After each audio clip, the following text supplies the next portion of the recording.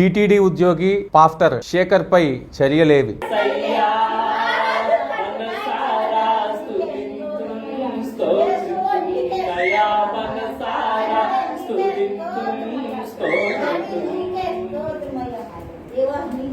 సమస్త ఆశీర్వాదములకు కారణభూతులైన మా ప్రియ పరలోకపు తండ్రి మీ వందనాలు స్తోత్రాలైనా నామ మహిమార్థమై తండ్రి మీ పరిశుద్ధమైన పాదసన్నిధిని మేమందరం జ్ఞాపకం చేసుకుంటూ స్తుతించడానికి మీరు కృపనిచ్చిన తండ్రి మీ వందనాలు స్తోత్రాలైనా సర్వోన్నతుడా సర్వశక్తిమంతుడా మహోన్నతుడా మహాదేవుడా మహేశ్వరి కలిగిన ప్రియ పరలోకపు తండ్రి మీ వందనాలు స్తోత్రాలైనా అయా అద్భుతకరుడా స్తోత్రం ఆశ్చర్యకరుడా స్తోత్రం ఆలోచనకర్త స్తోత్రం శాంతి ప్రదాత స్తోత్రం సమాధానమునకు అధిపతి స్తోత్రం ముచ్చుటకు తండ్రి స్తోత్రం పరవత్రమైన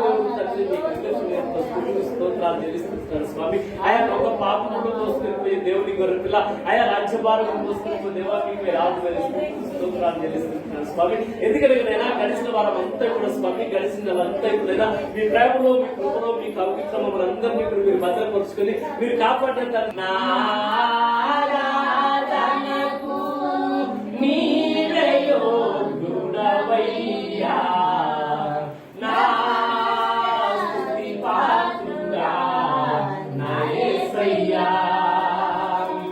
మరి ఈయనను గమనించినట్టయితే 5 నెలల క్రితము వీరిపై ఫిర్యాదు చేసినప్పటికీ ఇప్పటి వరకు కూడా టీటీడీ వారు ఎటువంటి చర్యలు కూడా తీసుకోవడం లేదు. తక్షణమే ఈ పాస్టర్ శేఖర్ పై కఠిన చర్యలు తీసుకుని శాశ్వతంగా అతన్ని విధుల్లో నుంచి తొలగించాలని మేము ఈ రోజు టీటీడీ వారిని డిమాండ్ చేస్తూ ఉన్నాము. ఈ పాస్టర్ వచ్చేసి టీటీడీ ఎలక్ట్రికల్ డిపార్ట్మెంట్ లో ఉంటూ ఇక్కడ పనిచేయటమే కాకుండా మరోవైపు పాస్టర్ గా పనిచేస్తా ఉన్నాడు. అంటే స్వామివారికి భక్తులు సమర్పించేటటువంటి కానుకలతో జీవనం సాగిస్తూ స్వామివారికి వచ్చేటటువంటి కానుకలన్నీ కూడా దశమ భాగాలుగా చర్చిలకు ఇవ్వడానికి వీళ్ళు పనిచేస్తున్నారని అర్థమవుతా ఉంది. మరి కలియుగ క్షేత్రము మన తిరుమల. మరి అటువంటి తిరుమల లోపల హిందువులకు ఉద్యోగాలు కాకుండా అన్య మతస్థులను ఏర్పాటు చేసి ఈ రోజు ఆయన అంటా ఉన్నాడు, వీడియోలో గమనించినట్టయితే నా ఆరాధనకు ఏఫ్ఏ దైవము అని చెప్పేసి. మరి నీ ఆరాధనకు ఏఫ్ఏ దైవం అని చెప్పేసినప్పుడు, ఏఫ్ఏ ప్రభు అన్నప్పుడు, ఏఫ్ఏ లోకానికి రక్షకుడు అన్నప్పుడు వెంకటేశ్వర స్వామి సన్నిధిలో పని చేస్తూ స్వామివారి జీతంతో బతకాల్సినటువంటి పని ఏమిటి అని చెప్పేసి మేము అడుగుతా ఉన్నాం. ఇప్పటికే టీటీడీలో ఎంతో మంది అన్యమతస్థులు ఉన్నారని చెప్పేసి ఎన్నోసార్లు విన్నవించినా కూడా చూసి చూడనట్టు వ్యవహరించడం అనేది చాలా దారుణమైనటువంటి పరిస్థితి. మరి ఎన్నో వేలాది మంది టీటీడీలో ఉన్నప్పటికీ, ఎన్నోసార్లు ఫిర్యాదులు చేసినప్పటికీ ఏదో నామమాత్రంగా సస్పెండ్ చేస్తున్నామని చెప్తుంది కానీ వారి శాశ్వతంగా టీటీడీ నుంచి బహిష్కరిస్తున్నామని ఎక్కడ కూడా చెప్పలేకపోతుంది. అంటే సస్పెండ్ చేయటం అంటే మీ యొక్క ఉద్దేశం లోపల ఏదో 2 నెలలు 3 నెలలు సస్పెండ్ చేసి మళ్ళీ తీసుకుందామని అనుకుంటున్నారా? అంటే టీటీడీలో పనిచేయడానికి హిందువులలో ఎవరు ఉద్యోగులు మీకు కనిపించడం లేదా? అది కూడా టీటీడీ పాలక మండలి వారు ప్రతిసారి ఈ యొక్క అన్యమతను తొలగించాలంటే మేము ఎన్నోసార్లు పోరాటాలు చేయాల్సి వస్తుంది.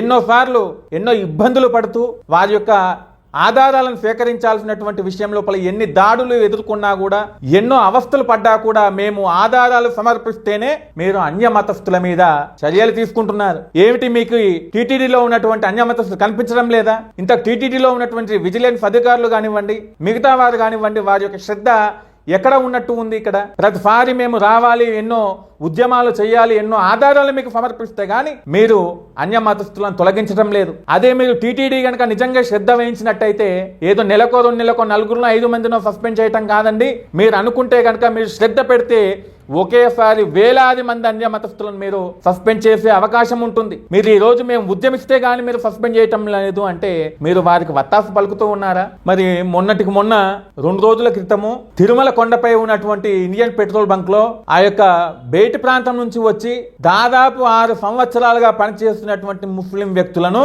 ఇప్పటి వరకు కూడా టీటీడీ నిఘా వ్యవస్థ గాని భద్రతా వ్యవస్థ గాని ఎవరు గుర్తించలేకపోయారంటే ఏం చేస్తున్నట్టు కొండపైన? మరి టీటీడీ నిఘా వ్యవస్థ నిద్రపోతుందా?